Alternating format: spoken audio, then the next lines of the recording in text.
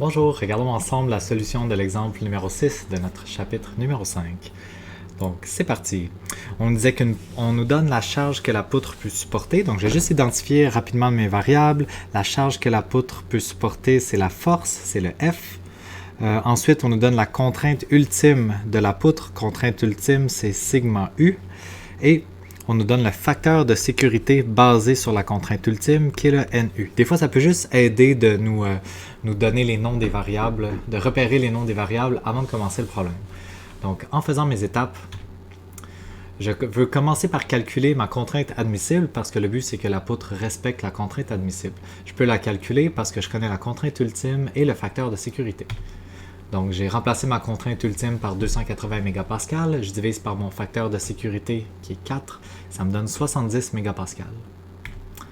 Ensuite, la contrainte admissible, c'est toujours égal à la force divisée par la surface. Dans ce scénario-ci, je connais la force, puis je veux calculer la surface. C'est la surface minimale qu'on va devoir trouver.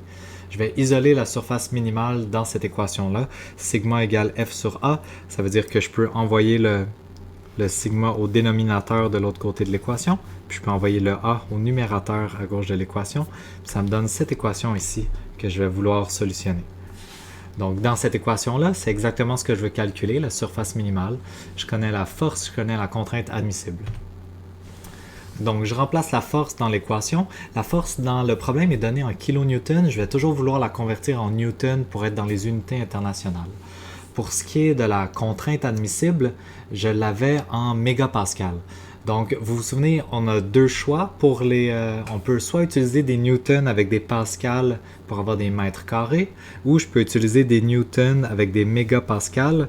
Ça va me donner une surface qui est en millimètres carrés. Donc, je vais faire ça pour avoir ma surface en millimètres carrés.